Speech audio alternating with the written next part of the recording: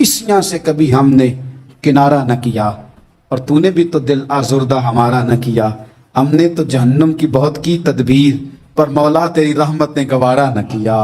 अदल करें ते थर थर कंबन उच्चियां शाना वाले, तजे तू फजल करें ते बख्शे जावन मेरे जय मुंह काले। सही बुखारी में हजरत जुरैज का जिक्र फरमाया। जुरैज नफल पढ़ रहे थे, माँ ने आवाज़ दी, वो आ नहीं सके, नमाज में थे, माँ नाराज़ हो गई। उसने हाथ उठा के कहा अल्लाह ये उतनी देर तक मरे ना जब तक किसी बुरी औरत का मुंह ना देख ले। किसी और की दुआ के लिए सनद नहीं है कि वो तेरे हक में ज़रूर कबूल होगी, लेकिन माँ बाप की दुआ के लिए मेरे नबी पाक ने सनद बयान की है। सैयद आलम सल्लल्लाहु अलैहि वसल्लम फरमाते हैं जब भी माँ बाप औलाद के लिए हाथ उठाते हैं रब ज़रूर कबूलियत का शर्फ अता करता है। तो जहां सनद मौजूद है ना, कुछ इफ्तिताह अब्बा से भी करा लेने चाहिए। कुछ काम शुरू करने से पहले सिर्फ अम्मा से ही दुआ करा लेनी चाहिए। ये वाला इफ्तिताह भी बड़े काम का है क्योंकि यहाँ सनद बयान कर दिया मेरे नबी करीम। तो जनाब जुरैज की माँ नाराज हो गई, कहने लगी अल्लाह इसने मेरी बात नहीं सुनी। अब थे तो वो नेक, लेकिन रब करीम की हिकमत का तकाजा है, माँ की दुआ को भी कबूल करना था। अल्लाह ने आजमाइश में मुब्तला कर दिया। वालदा तो चली गई, वो एक खैमे में, एक कुटिया में, एक झोंपड़ी में इबादत करते थे, अल्लाह को याद करते थे, रब रब करते थे और लोग उनकी बड़ी तारीफ भी करते थे। लोग उनके इरादतमंद भी थे, अकीदतमंद भी थे, अहले मोहब्बत भी थे। एक औरत आ गई, बस वो अल्लाह की हिकमत पूरी होनी थी। उसने आके पहले तो उन्हें अपनी तरफ माइल करना चाहा, जब ना माइल हुए तो इल्ज़ाम लगा दिया। ये हमारे दौर का तकाजा है, लोग पहले आपको अपने हक में कायल करते हैं, अपनी फर्मा बरदारी में लाना चाहते हैं। अगर आप नहीं आते तो फिर वो आपको मुजरम करार दे देते हैं, या मेरे साथ चाल वरना फिर मैं तेरे खिलाफ प्रोपेगेंडा करूंगा। दो ही बातें। पहले उसने कायल किया, जब जनाब जुरैज कायल ना हुए तो उसने करीब एक चरवाहा था, उस चरवाहे के साथ जाके मुंह काला किया। मुकर्रा वक्त पे बच्चा पैदा हो गया। लोगों ने कहा किसका है? कहने लगी इस खानकाह में, इस हुजरे में इबादत करने वाले का है। अगर किसी दीनदार पर जरा सा भी इल्जाम लग जाए तो आप यकीन करें कि बड़े बड़े खौफनाक लोग भी नेक हो जाते हैं। जिनका अपना सारा माजी काला स्याह हो वो भी उजालों के राहबर बन जाते हैं। जिनकी अपनी जुबानें सारी जिंदगी आलूदा रही हों वो भी बड़े बड़े आला सच बोलने लगते हैं। आला कच्चे मेरे मकान की दीवार क्या गिरी, लोगों ने तो मेरे सहन में रस्ते ही बना लिए। बड़े लोग आ जाते हैं, फिर बड़ा कुछ करते हैं और बड़े बड़े खौफनाक जुमले कसते हैं। बस को नुक्ता जो हाथ आ गया, ऐसे जैसे गिरने का इंतजार कर रहे थे। अब जनाब लोग उठे, एहतजाज शुरू हो गया, शोर पड़ गया। ये बाबा बड़ा नेक बनता था, नफल पढ़ता था, इबादतें करता था, देखो इसका हाल क्या है कि इसने नाजायज बच्चा पैदा किया। बगैर तहकीक के मैं कह चुका हूं कि उलझे उलझे बिखरे बिखरे रोज शब देखेगा कौन, लोग तेरा जुर्म देखेंगे सबब देखेगा कौन। लोग तेरा जुर्म देखेंगे सबब, कोई गौर नहीं करता कि वजह क्या थी। ओ भाई कुछ तो मजबूरियां रही होंगी, यूं ही कोई बेवफा नहीं होता। इल्जाम लगा दिया, शोर हुआ, एहतजाज हुआ, दुनिया इकट्ठी हुई, उनका उन्होंने हुजरा गिरा दिया, मारा भी, पीटा भी, एक नेक आदमी को बदनाम भी किया, बुरा भला भी कहा, गालियां भी दी, जो कर सकते थे किया। अब जब सजा देने लगे ना तो जनाब जुरैज कहने लगे थोड़ी सी इजाजत देते हो, मार तो तुमने देना ही है। क्या जनाब ठीक है देते हैं। उन्होंने कहा सिर्फ 2 नफल पढ़ने हैं। अब वो नफल पढ़ रहे थे तो लोग उस वक्त भी कह रहे थे फराड ही कर रहा है, धोखा ही दे रहा है। चूंकि ज़हन बन गया ना, बदगुमानी आ गई। उन्होंने 2 नफल पढ़ के हाथ उठाए, कहा अल्लाह जाना तो मैंने है, पर इस रुसवाई के साथ जनाजे तक नहीं खराब हो जाते, कब्रें तक नहीं लोग बदनाम कर देते। कहा अल्लाह जाना तो है, फिर इस रुसवाई के साथ तो मेरी मदद फरमा। अब तो मेरा केस तेरी ही अदालत में है, तू रहमत का दरवाजा खोल। हाथ उठाए, दुआ मांगी, नफल पढ़े, पूरे मजमे पे नजर दौड़ाई, कोई नहीं था सपोर्ट करने वाला। कल तक जो कहते थे ना तेरे लिए जिएंगे, तेरे लिए मरेंगे, सारी उम्र ही आटा गुद्दा है, लखा कीते नहीं पेड़े। अब वक्त आया ही ते मोहम्मद बख्शा कोई नहीं हो बैठा नेड़े। एक बंदा भी नहीं था, वोटर सपोर्टर साथ देने वाला कोई नहीं था। तो जनाब जुरैज बच्चे की तरफ इशारा करके कहने लगे कोई नहीं बोल रहा, तू ही बोल के बता दे तेरा बाप कौन है, तू ही बोल के बता दे कौन है। अल्लाहु अकबर।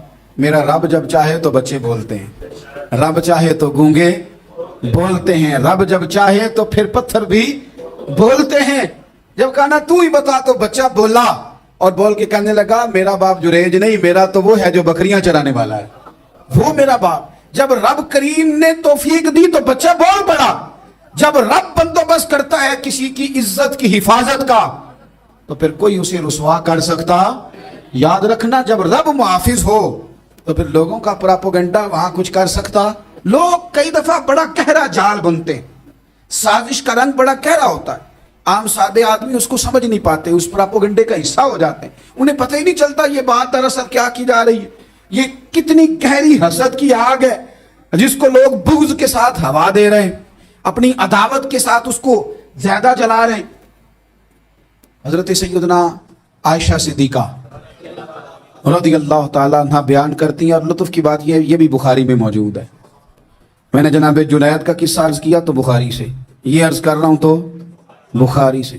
یہ واقعہ میں حضور کی امت کے کسی ولی کا بیان کرتا تو لوگوں نے کہنا تھا ہماری سمجھ میں نہیں آتا۔ بعض لوگوں کا خیال ہے کہ داتا صاحب کی کرامت بھی نبی پاک کی بیان کریں۔ او خدا کے بندوں کو خیال کرو، داتا صاحب تو کئی سو سال بعد آئے ہیں، وہاں اگر کوئی کرامت ہوگی تو حضور بیان کریں گے؟ اگر نبی کریم نے پچھلے بنی اسرائیل کے ولیوں کی کرامتیں بیان کر کے تمہیں بتائی ہیں تو اس کا معنی یہ ہے کہ اگر وہاں اللہ یہ شان عطا کر سکتا ہے تو تم تو امتوں کی سردار امت ہو، ان پر تو نیرا فضل ہے، تم پر تو رب کا فضل کبیر ہے۔ تو بس لوگ سمجھنے کو تیار نہیں، پچھلوں کی مان لیتے ہیں۔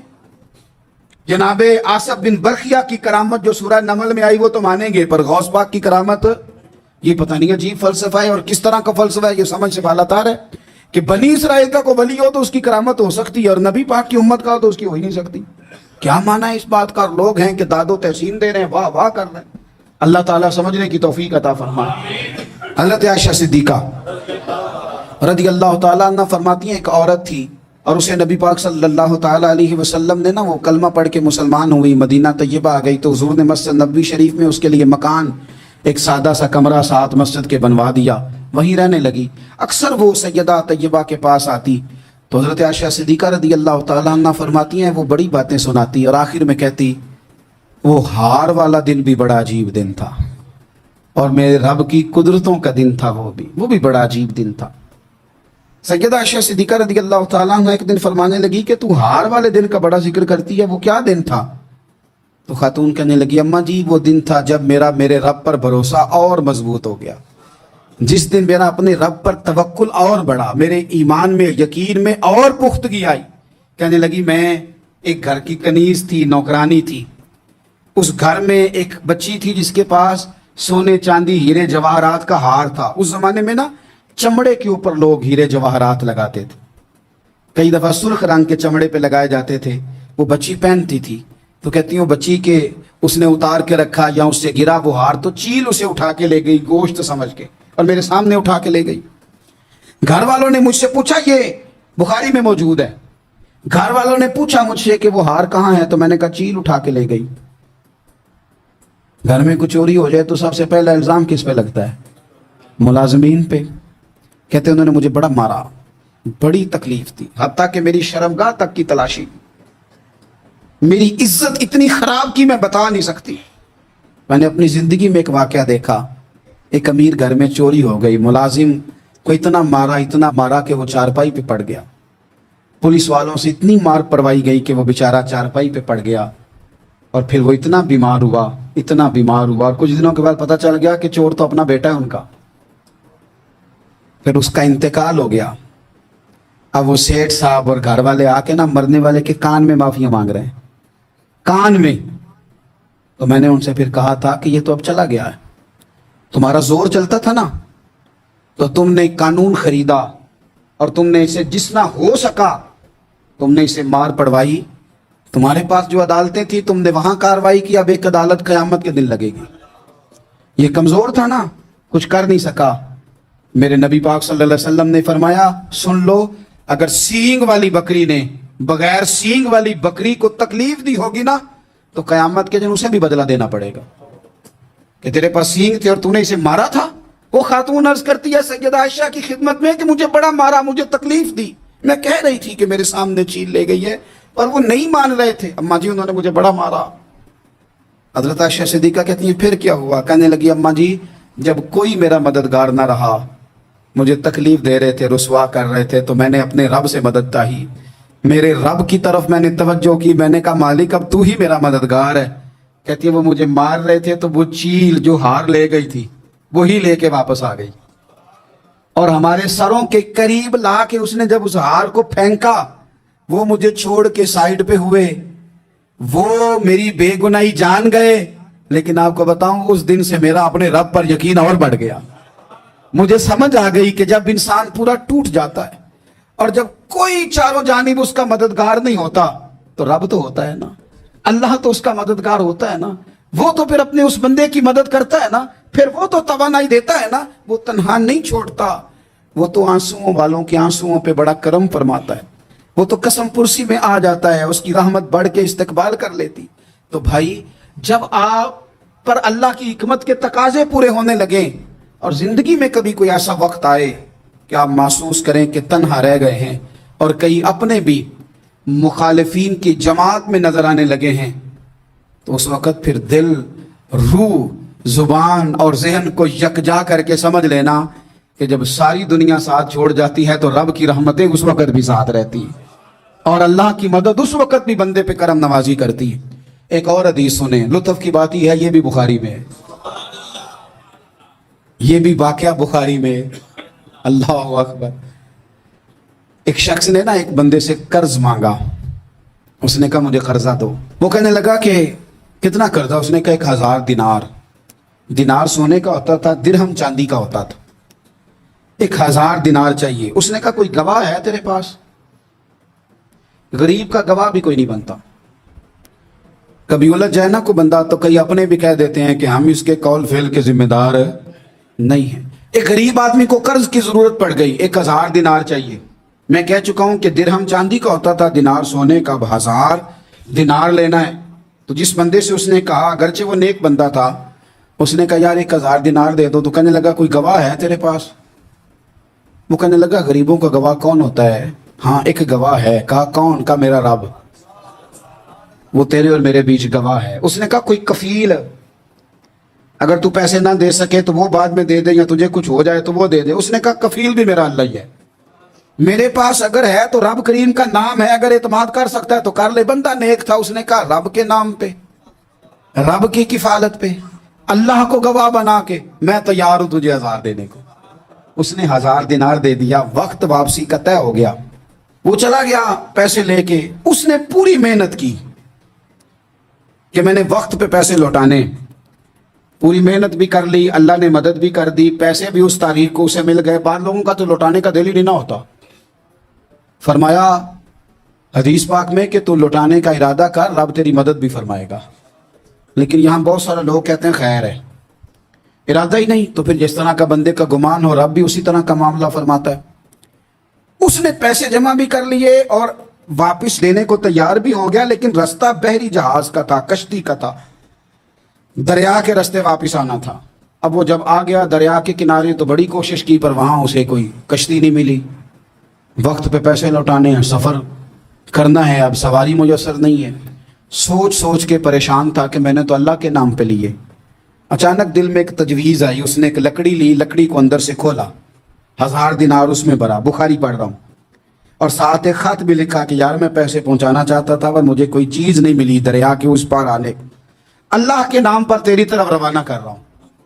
اور یہ کہہ کہ وہ لکڑی دریا میں رکھ دی، وہ لکڑی ڈوب گئی ہے، واپس آ گیا۔ وہ جس نے پیسے لینے تھے وہ عین مقررہ وقت پر دریا کنارے آیا۔ صبح سے سر شام تک اس نے انتظار کیا، دل ڈھلنے لگا تو دل میں خیال آ گیا کہ یار نہیں، اس نے دینے ہی نہیں، جھوٹا وعدہ کر گیا، پہنچا ہی نہیں وقت پہ۔ اب جب واپس لوٹنے لگا تو اچانک دریا میں ایک لکڑی تیرتی ہوئی دکھائی دی، کہنے لگا لے جاتا ہوں، شام کو روٹیاں پکانے کے کام آئے گی، ایندھن بنا کے جلا لوں گا، ہنڈیاں پک جائے گی۔ لکڑی اٹھا کے جلانے کے لیے گھر لایا، گمان تھا کہ وہ نہیں آیا وعدہ کر کے، اللہ کو کفیل اور وکیل بنا کے اور گواہ بنا کے پھر بھی نہیں آیا۔ لکڑی لے کے گھر گیا، بخاری ہے، اور جب اس کو چیرا نہ کہ میں اس کی آگ جلاؤں گا، کھولا تو اندر سے 1000 دینار بھی نکل آیا، خط بھی نکل آیا۔ اب ذرا سمجھنا، اس کے دل میں بات کس نے ڈالی کہ تو لکڑی میں پیسے ڈال دے؟ اللہ نے۔ اس بندے کو مقررہ وقت پہ کنارے بھیجا کس نے؟ लकड़ी सिर्फ उसी के हाथ आई तो ये बंदोबस्त किया किसने? अल्लाह ने। घर जाके चीरी तो पैसे बाई हिफाजत उस तक पहुंचाया किसने? तो फिर हमें भी तवज्जो अल्लाह की जानिब भी करनी चाहिए। हमारे पे दिल की तवज्जो रब की तरफ ही होनी चाहिए ना। हमें इधर उधर जाने की, देखने की, बंदों पर गौर करने की जरूरत क्या है? वो पैसे पहुंच गए, ये वहां अपनी जगह पे परेशान था, इसने 1000 दिनार और जमा किया। फिर दोबारा एक दिन दरिया किनारे आया, कश्ती मिल गई, बैठ के अपने उस भाई के पास आया, कहने लगा देखना मुझ पर बदगुमान ना होना, पैसे उस तारीख को भी जमा कर लिए थे। दरिया पे आया था पर कश्ती नहीं मिली थी। फिर मैंने ना लकड़ी में डाल के, खत डाल के तेरी तरफ भेज भी दिए थे, लेकिन आज मैं फिर लेके आ गया। वो कहने लगा खुश हो जा, जिस रब को तूने मेरा और अपना गवाह बनाया था उस रब ने मेरे तक पहुंचा भी दिए हैं। जब लोग अल्लाह को गवाह बनाते हैं, रब की जानिब अपनी तवज्जो करते हैं, अपनी चाहतों, ख्वाहिशात और अपनी सारी चिट्ठियां अपने रब करीम की रहमत की तरफ रवाना करते हैं, फिर अल्लाह अपने बंदों को मायूस नहीं करता। कुरान मजीद सूरह मरियम, अल्लाह तबारक व तआला ने अपनी कुदरत कामिला का इजहार करना है कि रब चाहे तो बगैर बाप के भी औलाद पैदा कर देता है। लेकिन जिस जगह से इस कुदरत का इजहार हो रहा है, जिस जरिए से लोगों तक ये बात पहुंच रही है, उसके बारे में लोग क्या ख्याल बनाएंगे, क्या ज़हन बनाएंगे, ये भी एक पूरी दास्तान है। हज़रत मरियम रदी अल्लाह ताला अन्हा को अल्लाह तबारक व तआला ने बगैर बाप के जनाब ईसा अलैहिस्सलाम अता फरमा दिए। अब इस बात को जब लोगों के सामने पेश किया जाएगा, लोग क्या राय देंगे, ये भी तो एक मुश्किल काम है ना। वो खातून, वो पाकबाज औरत जिसने अपनी ज़िंदगी के सारे औकात ही अल्लाह के घर मस्जिद में गुजारे, जिसकी माँ पाक है, बाप पाक है, ख़ानदान पाक है, उस खातून को बगैर बाप के जब गोद में बच्चा लेके लोगों के सामने जाना है तो किन रवैयों का सामना करना है, ये आप समझ सकते हैं। किसी शायर ने कहा था कि उलझे उलझे बिखरे बिखरे रोज़ो शब देखेगा कौन, लोग तेरा जुर्म देखेंगे सबब देखेगा कौन। लोग तो ज़ाहिरी हालात को देखते हैं, फैसला कर देते हैं, सबब क्या हुआ था, वजह क्या बनी थी, तस्वीर का दूसरा रुख क्या, इस पर तो गौर ही कोई नहीं करता। और फिर मखलूक तो फनकार है इस दर्जा के पल भर में, संगे दरे काबा से भी असनाम तराशे, तुम कौन हो क्या चीज़ है दागे कबाबी। लोगों ने तो मरियम पे भी इल्ज़ाम तराशे, बड़े बड़े बाइज्जत बावकार लोग, और ज़रा सा कहीं कोई नुक्ता लोगों को नज़र आता है तो लोग उस नुक्ते को बहुत बड़ा किस्सा बना लेते हैं, बहुत ज़्यादा दास्तान सराई करते हैं, नेक लोगों को बड़ी तकलीफ पहुंचाते हैं। लेकिन अगर वो शख्स सच्चा है और अपने रब की बारगाह में वो साफ है तो फिर उसे ज़्यादा वजाहतें देने की ज़रूरत भी नहीं। और वैसे भी जब लोग बहुत ज़्यादा मुखालफत कर रहे हों तो वजाहतें देना काम भी नहीं आता, उस वक़्त सफाई दे के इंसान मज़ीद उलझता चला जाता है। हज़रत मरियम की गोद में जनाब ईसा अलैहिस्सलाम तशरीफ़ ले आए तो जनाब मरियम को हुक्म था कि आपने बोलना ही नहीं, आपने बात ही नहीं करनी, आप खामोश रहें। वो खामोश हैं, बच्चा पंघूड़े में है, कौम के सामने है, तो कौम बड़े सख्त नज़रों से देखती है, बड़े सख्त जुमले कहती है। और उन्होंने कहा कि मरियम ये बच्चा कहाँ से आ गया, आप भी नेक, आपका बाप भी नेक। तो जनाब मरियम ने क्या कहा, कुरान मजीद सूरह मरियम की आयत नंबर 29 देखिए, फ़अशारत इलैहि, तो जनाब मरियम ने ना पंघूड़े की तरफ इशारा किया, जनाब ईसा की तरफ इशारा किया, तवज्जो उधर की, फ़अशारत इलैहि, बच्चे की तरफ इशारा किया, गोया इससे पूछ ले तो कौन क्या कहती है। उन्होंने कहा कालू कैफा नुकल्लिमु मन काना फिल महदी सबिया, ये कैसे बात करेगा, ये तो पंघूड़े में बच्चा है। पंघूड़े में बच्चे भी कभी बोले हैं, वो बोलते हैं भाई, पर जब रब चाहे और जब अल्लाह अपने बंदों को साफ करना चाहे और जब रब अपने बंदों की इज्जतों का महफूज बने तो बच्चे पंघूड़ों में भी बोलते हैं। जनाब यूसुफ के लिए भी बोला था, जनाब ईसा भी पंघूड़े में बोले थे, जनाब जुरैज के लिए भी बोला था। बच्चे बोलते हैं, लेकिन कब, जब रब चाहे। कैसे बोलेगा, ये तो पंघूड़े में है। लेकिन जब उन्होंने देखा ना बच्चे की जानिब, आपने मुंह से नहीं कहा, वहां तो हुक्म था चुप रहना है, वो खामोश थी, पंघूड़े की तरफ इशारा करके कहा उससे पूछ लो जो पंघूड़े में है। तो जनाब ईसा पंघूड़े से बोले और सीधे हाथ के इशारे कर कर के बोले, क्या कहते हैं, फरमाने लगे काला इन्नी अब्दुल्लाह। ईसाइयों ने कल कला को कहना था ना वो अल्लाह के बेटे हैं, तो उन्हें बात ही यहाँ से शुरू की, कहने लगे लोगों सुनो मैं अल्लाह का बंदा हूँ। बात शुरू यहाँ से की, जो कल बात होनी थी आज उसका इजहार किया, कहने लगे इन्नी अब्दुल्लाह, मैं अल्लाह का बंदा हूँ, आतानी अल किताब, مجھے کتاب دی گئی ہے، وجعلنی نبیا، اور رب نے مجھے نبی بنا کے بھیجا ہے۔ 10 منٹ پہلے جناب مریم کے بارے میں رائے لوگوں کی اور تھی، اور 10 منٹ کے بعد اور تھی۔ 5 منٹ پہلے باتیں اور تھیں، اور 5 منٹ کے بعد باتیں اور تھیں۔ جب رب بندوبست کر دے، جب اللہ اہتمام کر دے، میرے بھائی ضروری تو نہیں کہ ہم پریشان ہی رہیں کہ یار یہ کام میں نے کیا نہیں، میرے کھاتے ڈال دیا گیا، یار اس جرم کا میں مجرم ہی نہیں اور میرے منہ پہ سیاہی ملنے کی کوشش کی جا رہی، یہ میرا کھاتا ہی نہیں اور لوگ مجھے تکلیف دے رہے ہیں۔ ضروری نہیں کہ آپ ہی وضاحت کریں، میرا رب بھی بندوبست فرما دیا کرتا ہے۔ اور جو اہتمام اللہ کرتا ہے نا، جو بندوبست رب کرتا ہے، آزمائش آ جاتی ہے، بڑے بڑوں پہ آ جاتی ہے، لیکن بعض اوقات بڑی تکلیف ہوتی ہے جب اس بندے کو لوگ کٹہرے میں کھڑا کر دیں جس کا جرم ہی کوئی نہیں، اس شخص سے لوگ سوال جواب شروع کر دیں جس بیچارے کے خیال میں بھی وہ بات نہیں، پھر وہاں وضاحت دینا، نہ کردہ گناہوں کی وضاحت دینا، یہ بڑا بوجھ بنتا ہے، بڑی تکلیف ہوتی، اور لوگ کرتے ہیں یہ کام۔ پھر اللہ تعالیٰ جب بندوبست فرمائے، اللہ اپنے بندوں کو نواز دیتا ہے، اللہ تبارک و تعالیٰ اپنے بندوں پہ کرم نوازی کرتا ہے۔ او سنگیو، ساری امیدیں سیٹھوں، نوابوں، دنیا داروں سے کیوں وابستہ کرتے ہو؟ ساری توجہات کا مرکز کیوں ان لوگوں کو بناتے ہو جو تمہیں دنیا میں مضبوط نظر آتے ہیں؟ اپنی توجہات کا مرکز اپنے خدا کو بنائیے، اپنے مالک کی جانب اپنی ساری خواہشات کا رخ پھیر دیجئے، اپنی توجہات اپنے رب کی جانب کر لیجئے۔ وہ اپنے بندوں پہ بڑی کرم نوازی فرماتا ہے، وہ عزتوں کا بھی محافظ ہے، وہ پریشانیوں میں کرم نوازیاں فرمانے والا ہے، وہ ساتھ دینے والا ہے، وہ اس کی رحمت قریب آ کے بندے کو سہارا دیتا ہے۔